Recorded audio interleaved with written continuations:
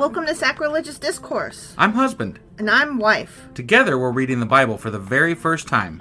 We grew up without religion and wanted to know what all the fuss was about. Well, what have we learned so far? That God is a dick, and apparently some people believe in talking donkeys? We're not trying to pass ourselves off as experts. Nope, we're just reading the Bible for the first time and giving our first take reaction. If you'd like to join us in this venture, you might consider starting at episode 1. Otherwise, jump in wherever you like. All right, let's go read the Bible. Yeah, let's get to it. Husband! Wife! Hi, it's been a minute. It has.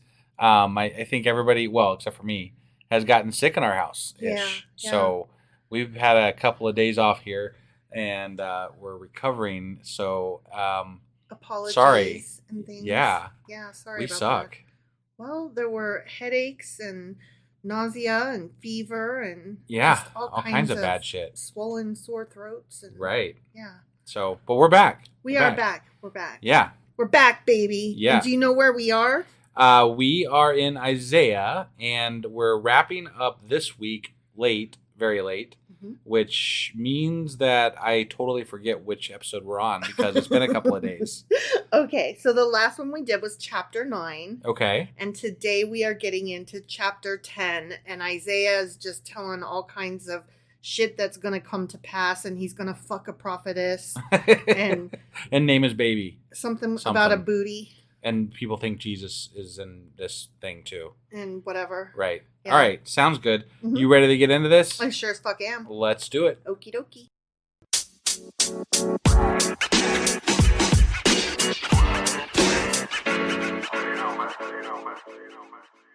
All right, here we go, getting into Isaiah chapter 10. Okay. Woe to those who make unjust laws. Whoa. Yeah.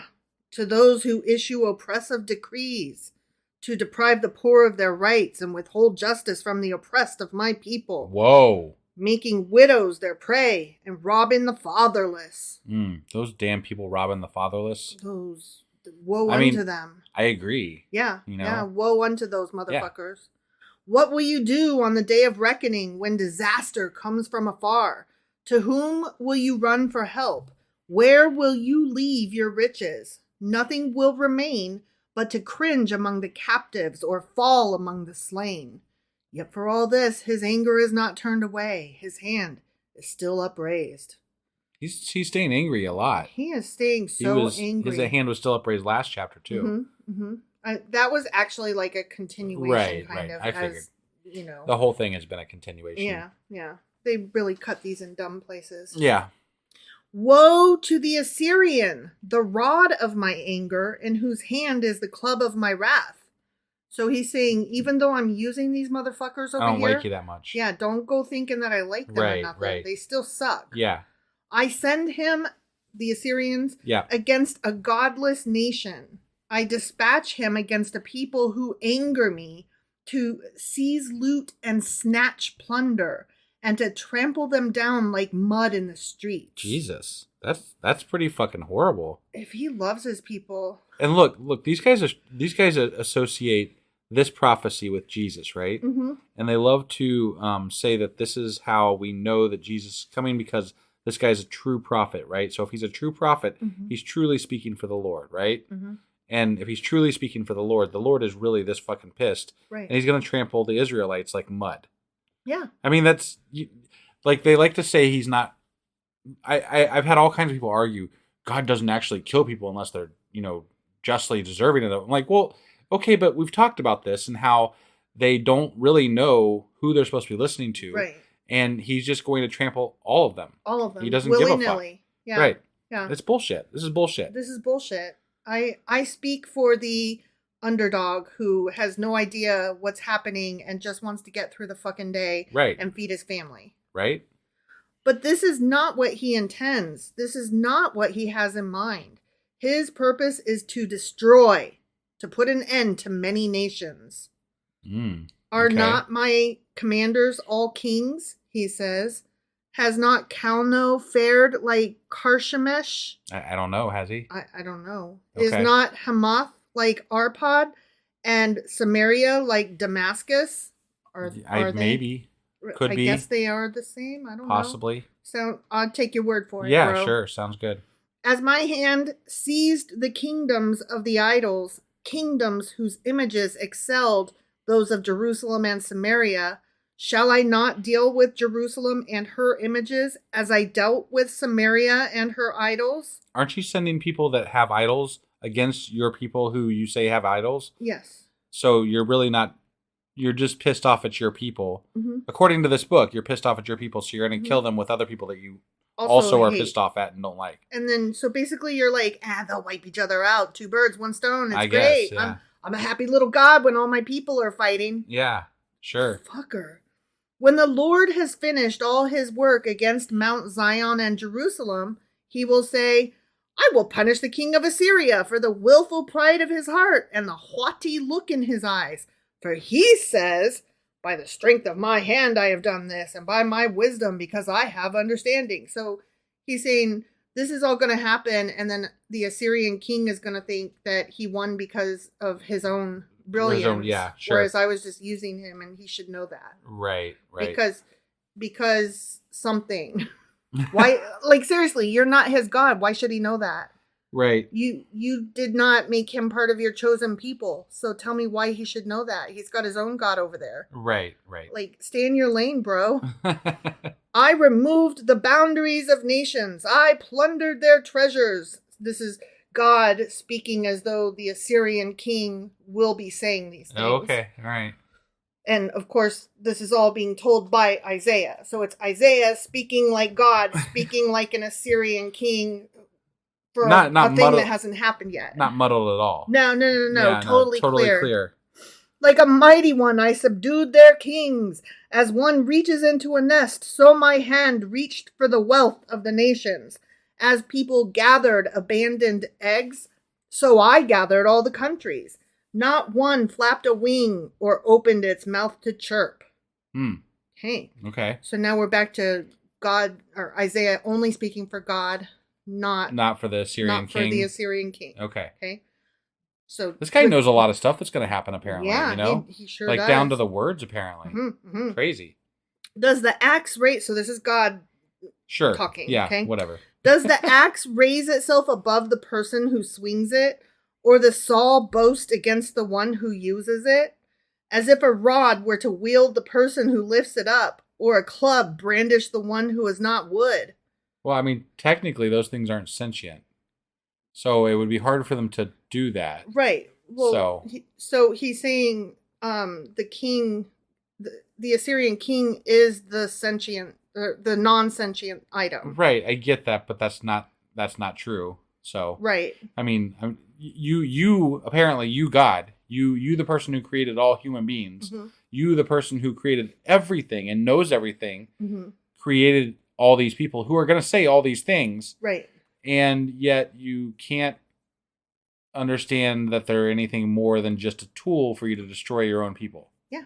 That's just weird. Right? This whole thing is fucking weird. And I'm like, you're everybody's God all of a sudden? Because I thought you were just only these people's God. Well, no, okay. Look, I'm mixing stories here, right? I'm saying when we opened up this Bible and started reading it, we said, okay, this God is creating the heavens and the earth and the everything, right?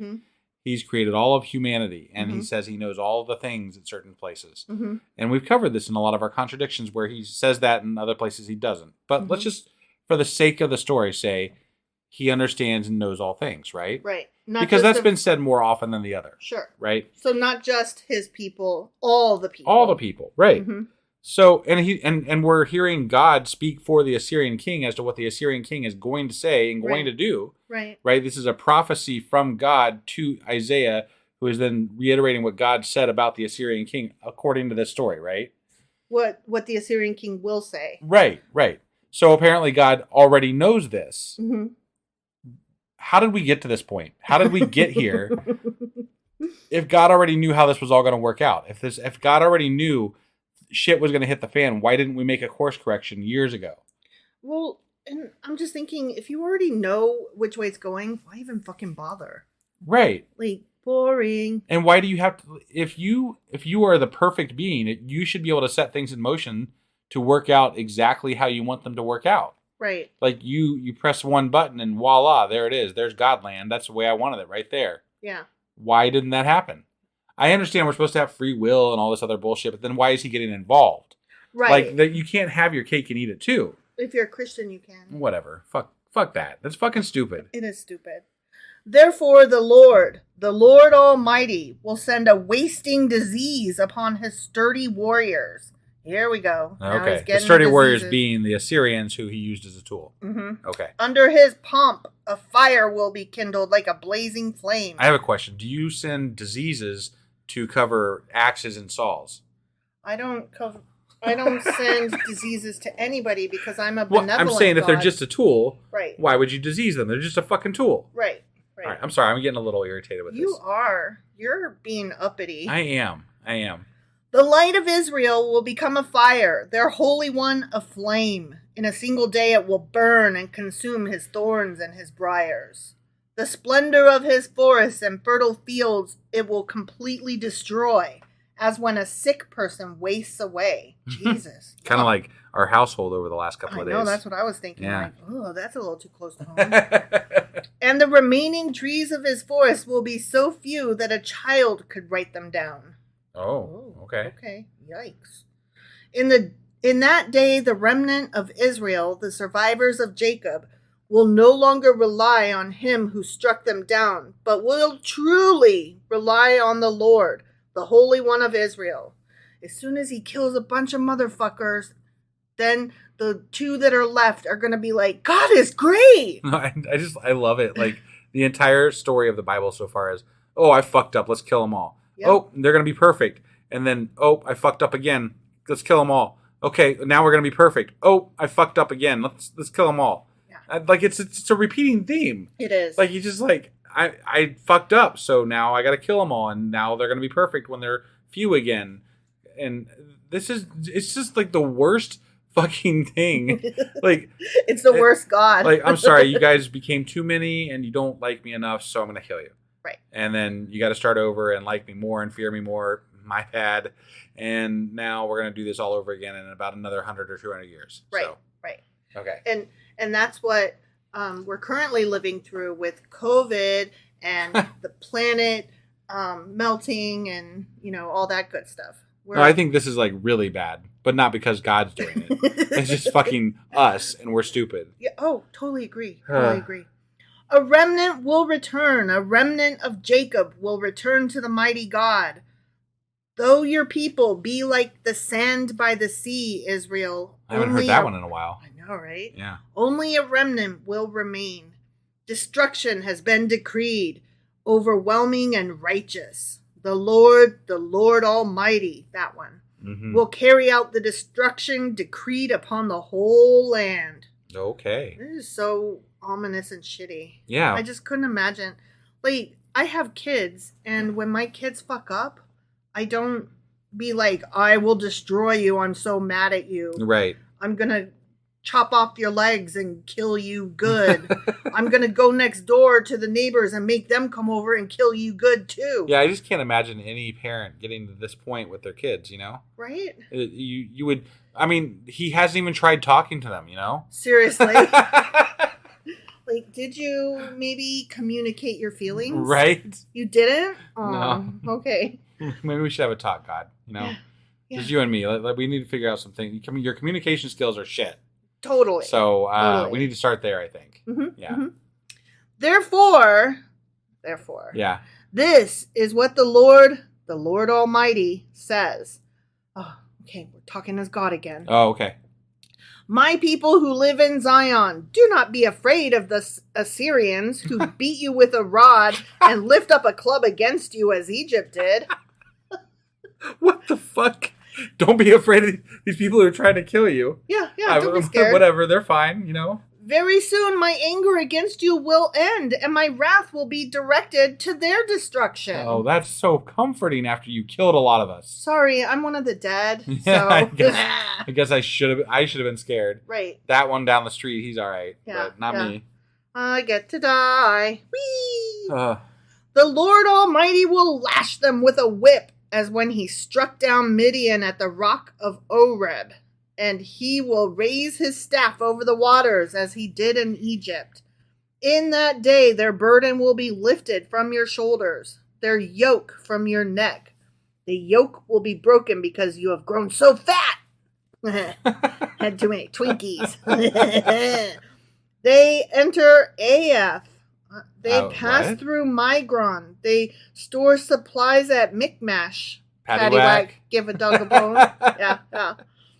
I don't know all those places. Nor do I. Yeah. They go over the pass and say, we will camp tonight at Jeba. Was it also through the woods? To grandmother's house we go? Possibly, yeah. They'll be coming around the mountain on six white horses. Yeah. On top when of they come. On top of Old Smoky. Yeah, and it was all covered with cheese. The meatball. It rolled under a bush or something. And somebody sneezed. I always wondered. Rama trembles. Gibeah of Saul flees. Cry out, daughter Gallim. Listen, I feel like we're Laisha. just rambling on about some really, I don't even know what dark right shit. now. Dark shit. I don't, yeah, okay. Poor Anathoth. Madmenah is in flight. The people of Jebum take cover. This day they will halt at Nob. Ooh. Good old Nob. They will shake their fist at the mount of daughter Zion, at the hill of Jerusalem. See, the Lord Almighty, will lop off the boughs with great power. The lofty trees will be felled. The tall ones will be brought low. He will cut down the forest thickets with an axe. Okay. Lebanon will fall before the mighty one. I see. The end. Okay. This was bullshit. It was, and I'm getting very frustrated with Isaiah because Isaiah is talking a lot of shit for God, and Christians apparently take a lot of this to heart. And if you are taking this to heart, I'm going to take these words and say, okay, so this is your God. You are incorporating these words into your Bible and saying these things are prophecies of things to come with regard to Jesus, right?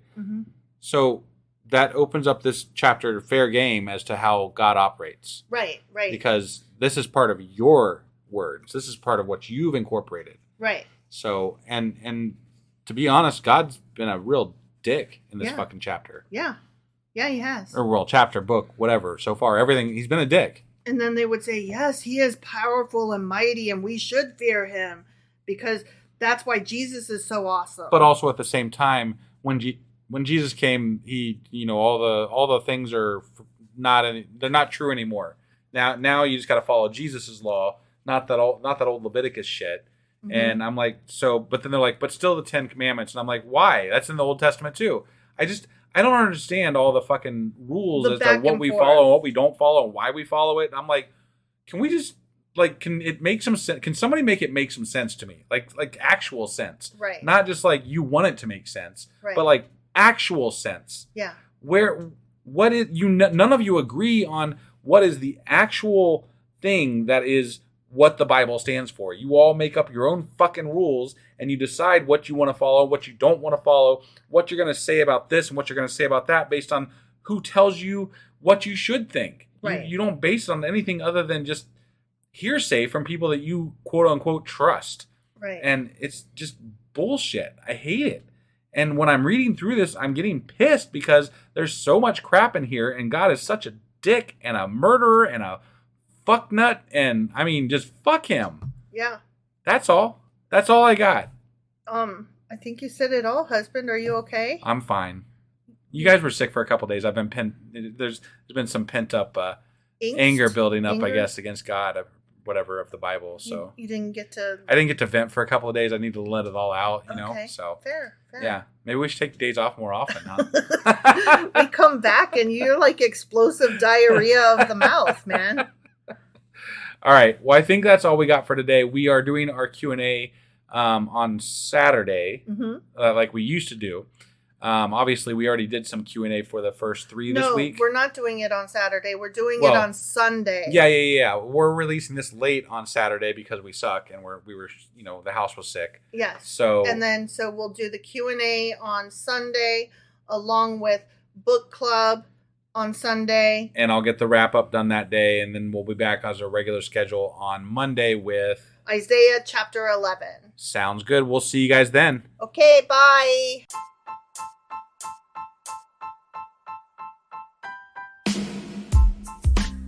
Hey, wife, I guess that's the end? But husband, that's just sad. It doesn't have to be. We are on lots of social media platforms like Twitter. Our handle there is sacrilegious_D. For D's nuts. Oh my God. Stop doing that. Anyway, we're also on Facebook, Instagram, and Pinterest. There's a link to all of our social media sites at our website. Ooh, we have a website? Yeah, it's sacrilegiousdiscourse.com, where you can also find a link to our merch shop. We have a merch shop? Yep, we have podcast-themed clothing, mugs, notebooks, and more, as well as an atheist and science-themed products. Wow, our fans should really go check that out right now. Definitely. They can get in touch with us by sending an email to sacrilegiousdiscourse@gmail.com. But before they do that, we could really use some help. Oh yeah? With what? Well, it's not free running the podcast, and we need some financial support in order to get better equipment, which will free up time so we can concentrate on our podcast and our fans. Okay, so what should they do? Head over to patreon.com/sacrilegiousdiscourse and sign up as a contributor on our podcast. Supporters there receive additional bi-weekly episodes that we record just for our Patreon members for as little as $2 a month. Also, we'd really appreciate it if you would like and subscribe on whatever platform you're using. And Apple Podcast reviews help us out tremendously. Like and subscribe, leave an Apple review, join us on Twitter, support us on Patreon. That's a lot of instructions. Don't forget to say thanks. Thanks. Okay, bye.